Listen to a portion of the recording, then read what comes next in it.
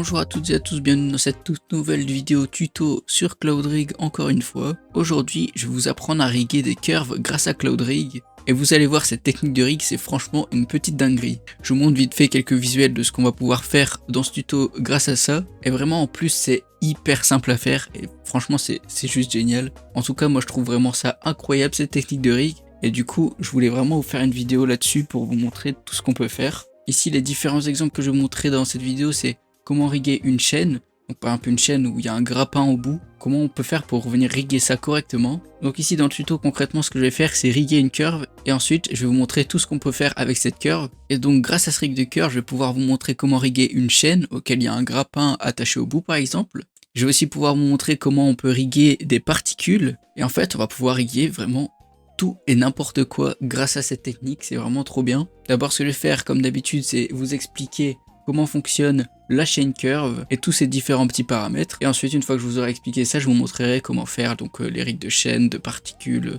Donc on peut commencer, on va ajouter une curve. Imaginons qu'on veuille riguer cette curve. Donc ce que je vais faire, c'est l'agrandir un petit peu pour l'exemple, ce sera plus visuel. Et je vais la subdiviser. Donc ici on a une curve de base avec 3 points et les poignées comme on a l'habitude d'avoir si vous avez déjà utilisé des curves. Et ce qu'on devra faire pour riguer la curve c'est simplement ajouter un bones comme d'habitude. Ici on va activer comme d'habitude le Cloud Rig, puis venir dans la section des bones. Dans Cloud Rig Component on va venir cette fois-ci chercher curve.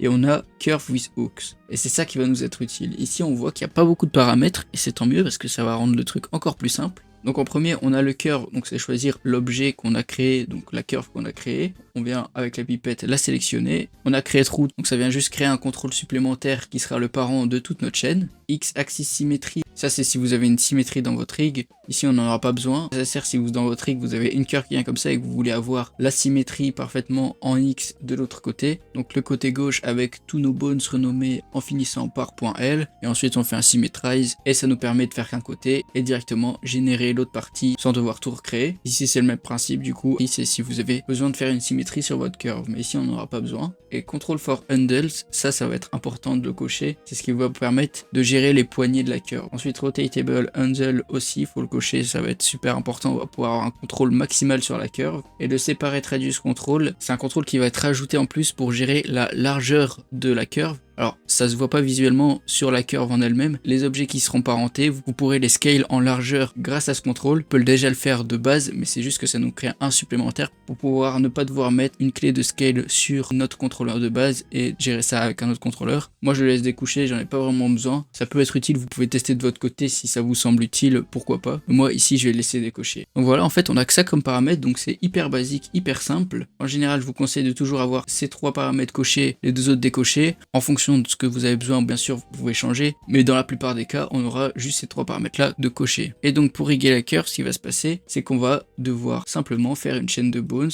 à travers toute la curve. Donc moi ce que j'ai fait c'est que j'ai activé le snap en vertice pour venir vraiment snapper les bones à la curve. Donc ici on met notre premier bone sur le début de la curve, donc ici ça c'est le début de la curve. Ça faudra pas se tromper parce que les curves elles ont un sens et donc si vous les riguez à l'envers, après ça pourra créer des trucs un peu chiants quand vous allez vouloir utiliser le rig. La curve de base ici elle va de gauche à droite. Donc ici en edit mode avec mes bones, donc je viens snap au début mon premier bones. Ici on n'a qu'une subdivision sur notre chaîne donc on va avoir besoin que de 2 bones.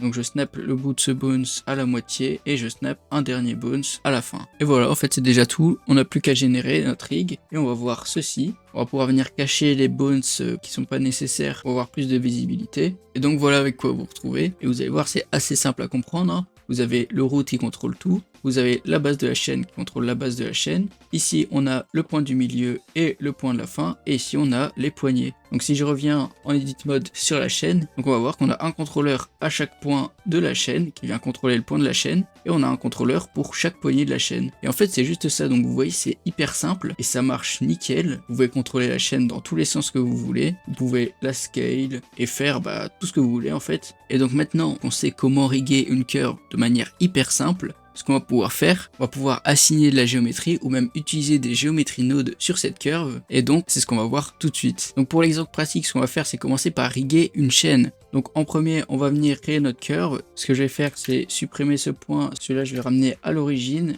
et ensuite en extrudant on va pouvoir faire la chaîne qu'on veut. Donc moi ici je vais faire on va dire allez 4 on va être gentil. Donc j'ai fait 4 points de curve, qui nous fait une curve avec 2 subdivisions. Maintenant on va pouvoir la riguer comme je vous ai montré tout à l'heure. On ajoute simplement un bones, on vient en edit mode, on active le snap, on le snap le premier bones à la base de la curve, et ensuite on vient juste extruder nos bones le long de la curve. Ce qu'on va pouvoir faire aussi, c'est en B-bones avec un CTRL SHIFT ALT S, c'est réduire un petit peu la largeur de nos bones, voilà, simplement, c'est du mode de base. On va activer notre Cloud Rig, donc dans Armature, Cloud Rig, et dans Bones, on vient sélectionner la base de notre chaîne, on va chercher la curve with hook, on sélectionne notre curve, on met les contrôles, on active les contrôles for handle, on coche ça aussi. Avec CTRL ALT R, on va pouvoir générer notre rig, cacher les bones qui sont pas nécessaires. On vérifie que tout fonctionne bien, ça a l'air de fonctionner, et maintenant on va pouvoir assigner de la géométrie à notre curve. On va commencer par une chaîne. Imaginons on voudrait faire une chaîne, donc ce qu'on viendrait faire c'est ajouter un torus et créer un maillon de notre chaîne. Ça c'est assez simple, il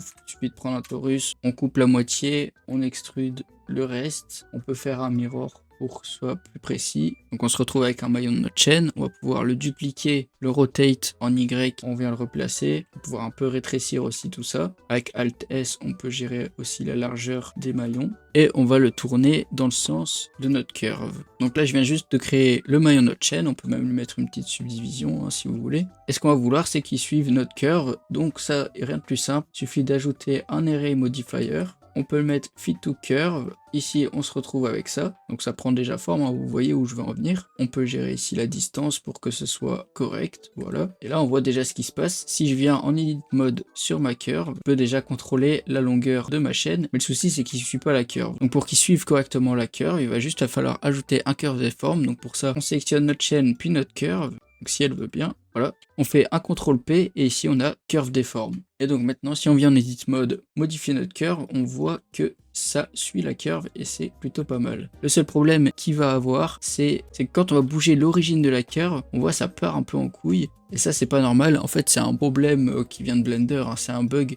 Une fois qu'on met un array modifier plus un curve deform sur un objet, donc ici en l'occurrence, on a l'array modifier plus le curve modifier, et peu importe l'ordre dans lequel on met, en fait ça part en couille et ça c'est pas normal. Normalement c'est pas censé se produire, mais ce bug là n'est pas encore réglé, donc c'est un souci. Mais pour régler ce problème il y a une solution très simple, il suffit de créer un parent pour la base de la chaîne, et pour ça rien de mieux que notre rig. Donc on vient dans notre rig en pose mode, on sélectionne ici la base de la curve, on vient en object mode, on sélectionne notre curve, on sélectionne ensuite notre rig, CTRL P, et on va simplement faire un parent to bone. Donc on clique, et normalement notre problème est réglé. Et vous voyez, ça fonctionne.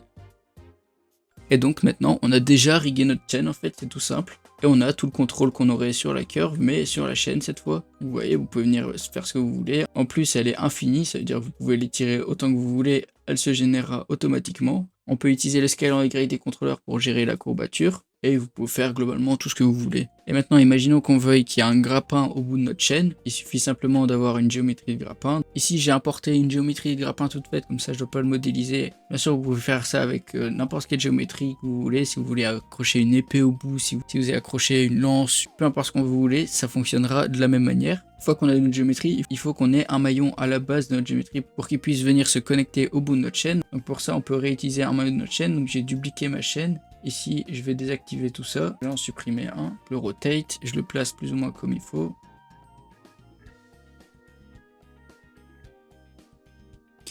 Et une fois que vous avez l'objet que vous voulez attacher au bout de votre chaîne, vous pouvez simplement le placer au bout de la chaîne et venir le placer plus ou moins correctement. Alors pour que vous n'ayez pas de soucis, il faut vraiment qu'il soit le plus au bout de la chaîne possible. Ici, je vois que ça ne correspond pas avec le dernier maillon, donc ce que je vais faire, c'est simplement le rotate en X de 90 degrés. Je vais apply sa rotation pour éviter tout souci. Ensuite, on va pouvoir venir en pose mode dans notre rig, sélectionner le dernier contrôleur de notre chaîne, puis sélectionner notre objet en object mode, sélectionner ensuite l'armature, faire un CTRL P, bones, et normalement ça devrait fonctionner nickel. Vous avez votre rig de crochet, et bien sûr les contrôleurs peuvent être parentés par exemple à une main. Si vous êtes un personnage qui veut contrôler cette chaîne, vous pouvez simplement créer une contrainte sur un des contrôleurs pour qu'il soit parenté à la main d'un de vos personnages, et puis votre personnage peut ainsi manipuler la chaîne autant qu'il veut. Donc voilà pour le rig d'une chaîne. Maintenant je vais vous montrer d'autres trucs qui vont être aussi intéressants avec le rig d'une curve. Ici c'était la manière la plus basique d'utiliser une curve on va dire, mais ce qui va être intéressant c'est de venir utiliser des géométries nodes. Donc par exemple ici j'ai un asset que j'utilise pour mon court métrage justement, vu qu'il y a un style un peu peinture, j'avais besoin d'un outil qui me permette de générer des curves, et donc j'ai cet outil là qui s'appelle Spline Brush si je me semble.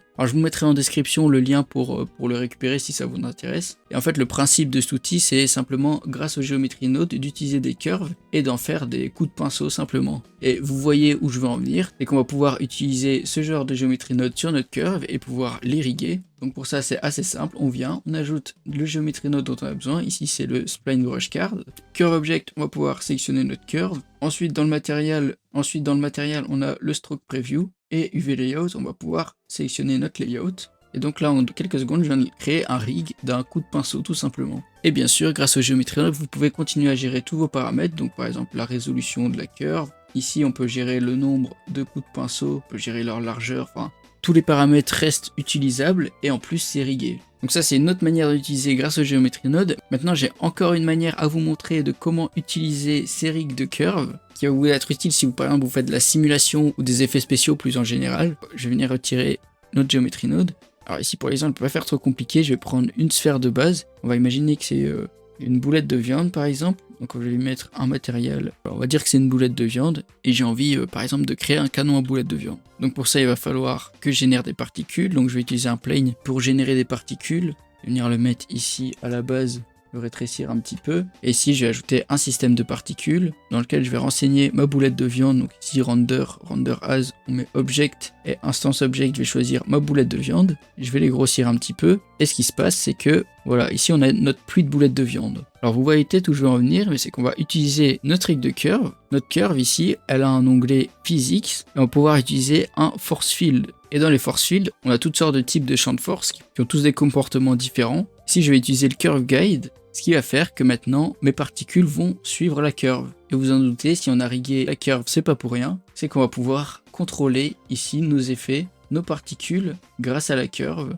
et faire ainsi toutes sortes d'effets. Bien sûr ici j'ai utilisé des sphères de base pour l'exemple, mais vous pouvez décliner ça dans à peu près tout ce que vous voulez. Hein. Si vous faites par exemple un canon qui tire des missiles à tête chercheuse et vous voulez qu'on ait l'impression par exemple que ces missiles soient vivants, qui décident vraiment de la trajectoire qu'ils suivent jusqu'à leur cible, bah, vous pouvez utiliser cette méthode. Ou si vous voulez par exemple faire un sorcier qui jette un sort et que vous utilisez des particules pour faire un effet magique, vous voulez que le sort suive la cible du personnage, vous pouvez utiliser cette technique aussi. Voilà, tout ça c'est des exemples, mais laissez libre cours à votre imagination. Et avec un peu d'imagination, vous pouvez faire vraiment plein de trucs et c'est vraiment trop cool. Donc voilà, c'est déjà tout pour cette vidéo. J'espère vraiment que ça vous aura plu. Franchement, j'étais vraiment impatient de vous montrer ces techniques de rig. J'espère qu'elle vous sera vraiment utile et que vous pourrez l'utiliser dans vos projets. N'hésitez pas à me dire en commentaire si vous avez des questions, des remarques ou quoi que ce soit. Je vous remercie d'avoir regardé cette vidéo jusqu'ici. Je vous dis à la semaine prochaine, c'est tout pour moi.